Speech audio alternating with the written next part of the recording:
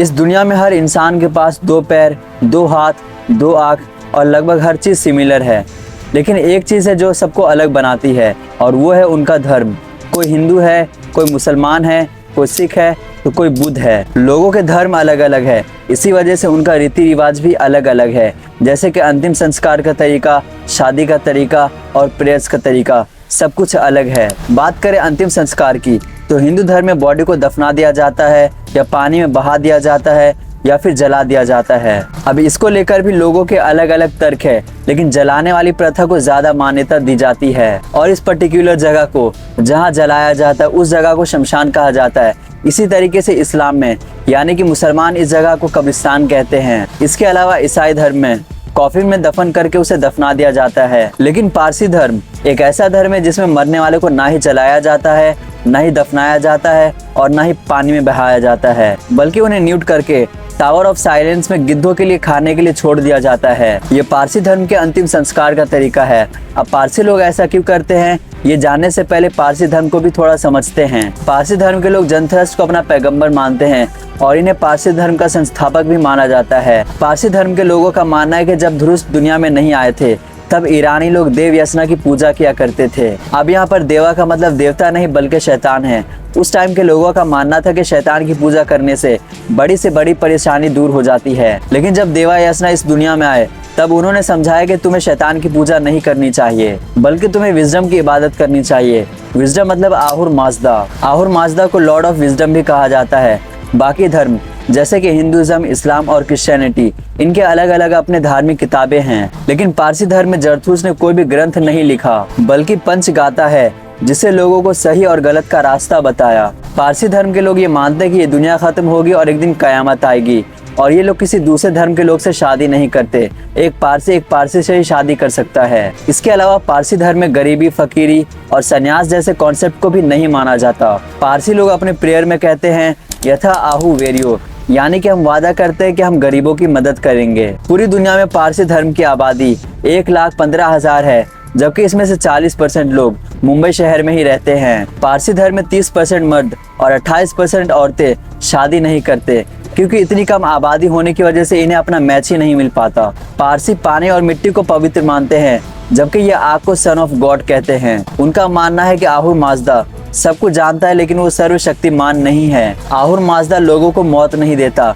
बल्कि मौत देना शैतान का काम है। जब कोई मरता है तो उसके मरने के बाद उसकी डेड बॉडी में शैतान आ जाता है और इस वजह से उसकी डेड बॉडी अपवित्र हो जाती है। और यही वजह है कि पारसी ना तो बॉडी को दफनाते हैं, ना ही जलाते हैं और ना ही पानी में बहाते हैं, क्योंकि जाहिर सी बात है कि वो इन तीनों चीजों को पवित्र मानते हैं। ये है पारसी धर्म के कुछ बेसिक्स जो उनके जिंदा रहते हुए तक फॉलो किया जाता है। लेकिन जब उनकी मौत हो जाती है तब उनके अंतिम संस्कार का रीति रिवाज भी शुरू हो जाता है। पारसी धर्म में अंतिम संस्कार का तरीका बाकी धर्मों से काफी ज्यादा अलग है और ये तरीका 4 दिनों तक चलता है। पहले डेड बॉडी को तैयार करके बंगली में ले जाया जाता है और फिर टावर ऑफ साइलेंस में गिद्धों के लिए छोड़ दिया जाता है ताकि वो उसे खाएं। और आखिरी दिन यानी कि चौथे दिन ये तय किया जाता है कि मरने वाला जन्नत में जाएगा या फिर जहन्नम में जाएगा, नर्क में जाएगा या फिर स्वर्ग में जाएगा। अब यहाँ पर प्रोसेस क्या होता है, आइए से पॉइंट टू पॉइंट समझने की कोशिश करते हैं। जब किसी पारसी की मौत होती है तब उसके बाद उसके फैमिली मेंबर्स उसे छू सकते हैं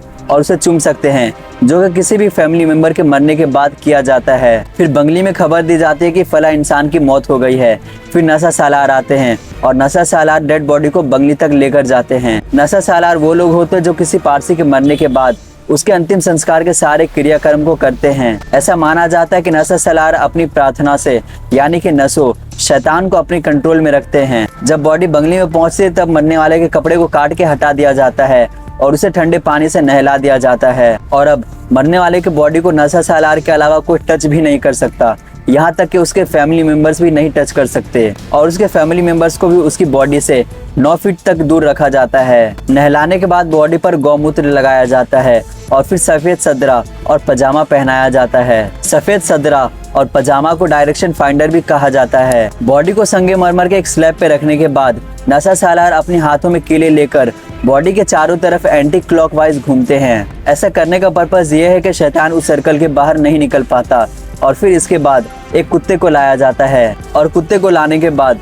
ये कंफर्म करवाया जाता है कि मरने वाला जिंदा है या मर गया। अगर कुत्ता भौंकने लगता है तो इसका मतलब ये है कि वो इंसान जिंदा है। और जब ये सब हो रहा होता है तब दो पारसी पुजारी, जिन्हें आर्थोनान कहा जाता है, वो दोनों प्रेयर कर रहे होते हैं। दोनों पारसी पुजारी प्रेयर कर रहे होते हैं। उनका ये मानना है कि शैतान दो लोगों की ताकत को देखकर डर जाता है और सर्कल के बाहर नहीं निकलता। इसके अलावा डेड बॉडी के पास फूल, चंदन और आग जलाई जाती है। ऐसा माना जाता है कि चंदन की खुशबू से शैतान कंट्रोल में रहता है और आग से शैतान दूर भागता है। पारसी धर्म में सनलाइट को काफी ज्यादा इंपॉर्टेंस दी जाती है, इसलिए सुबह सुबह सनलाइट निकलते ही डेड बॉडी को टावर ऑफ साइलेंस में ले जाया जाता है। टावर ऑफ साइलेंस एक तरीके से वही जगह जैसे हिंदू धर्म में शमशान और इस्लाम में कब्रिस्तान। डेड बॉडी को टावर ऑफ साइलेंस में लाने के बाद कपड़ा निकालकर उसे जला दिया जाता है और इसके बाद शुरू होता है गिद्धों का काम। डेड बॉडी को देखकर गिद्ध खाना शुरू कर देते हैं।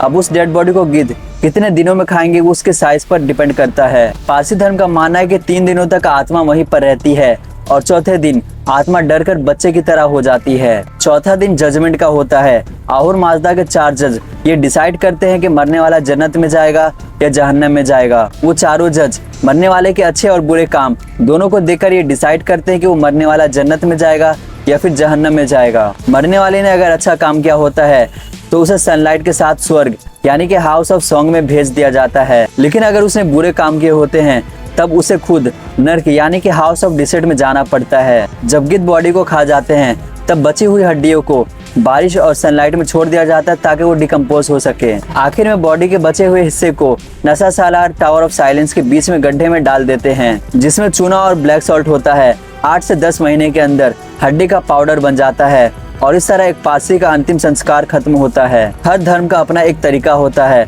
और हर किसी को अपना तरीका ही बेहतर लगता है। पारसी धर्म के इस तरीके को आप कैसा समझते हैं? कमेंट सेक्शन में अपनी राय हमें जरूर बताएं। बाकी ऐसे और वीडियोस देखने के लिए वीडियो को लाइक करके चैनल को सब्सक्राइब जरूर करें।